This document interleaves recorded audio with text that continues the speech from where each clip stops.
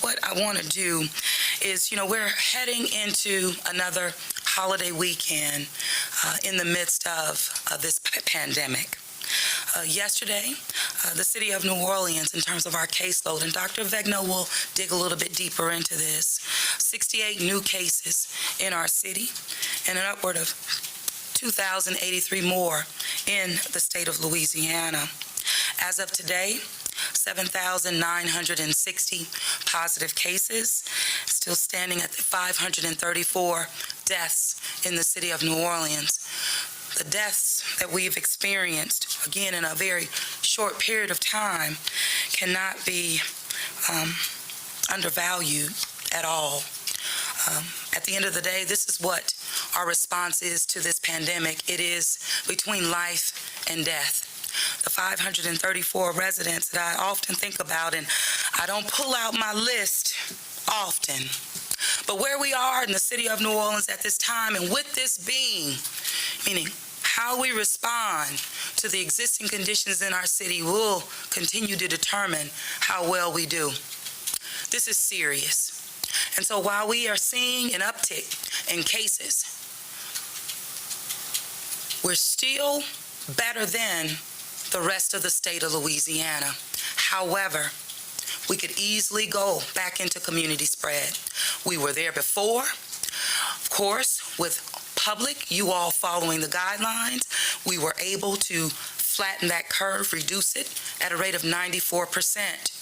But with an uptick, we can easily go back. If we do, within the next week or so, I will be prepared to make additional restrictions as it relates to the relaxation that we've provided through phase 2. Those will be centered around gatherings, large gatherings. Right now, it's mandated at 100, but we will have to make adjustments again if needed. Also, as it relates to activity in bars, clearly associated with the uptick in cases, as well as the clustering that has been identified. And that has been identified through effective contact tracing.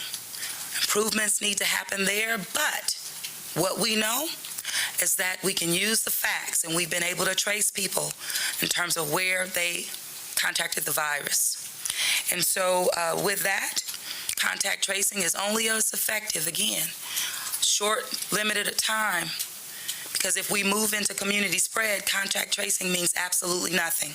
It means that we will have to, again, go back, and we do not want to go back. And that is clear also from the public. People want to continue to see progress.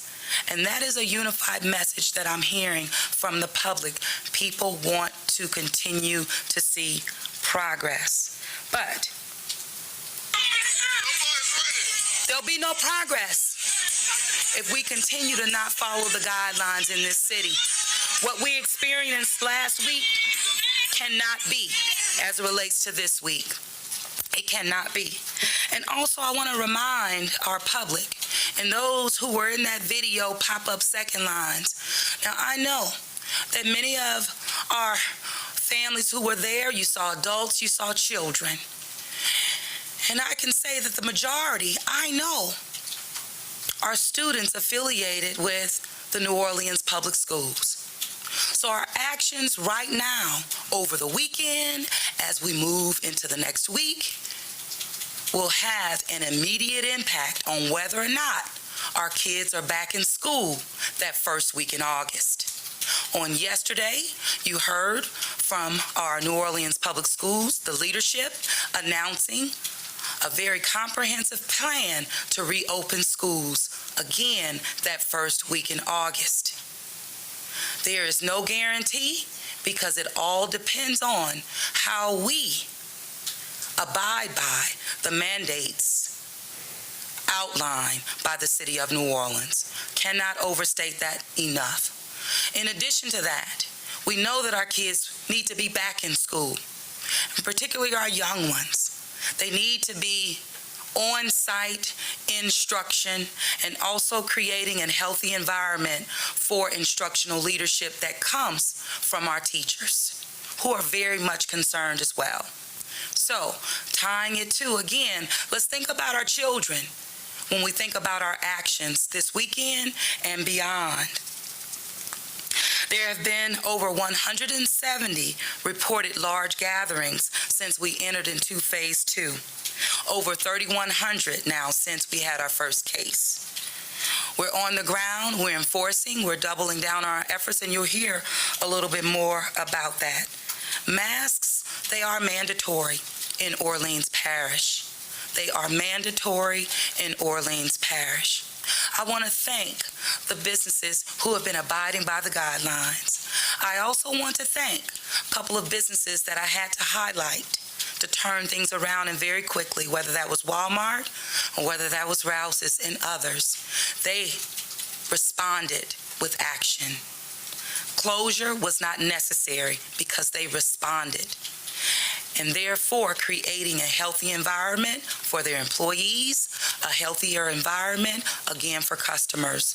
We want to commend them for their efforts, and we need to see more of this going. I also want to give a little shout out, to our bar community. There were some big concerns as it related to last week. They, again, doubled down on their efforts to hold themselves accountable, putting in proper protocols and procedures for their customers and employees to follow. We did, again, see more compliance. We need more of that as we move into the 4th of July weekend. Also, this is a very serious moment in time in this city. And we have proven that we can face this pandemic in the eyes, standing eye to eye, and also get the results that we need on the ground. But we cannot go back. But it all depends on personal responsibility. And again, people following the rules and taking this very seriously.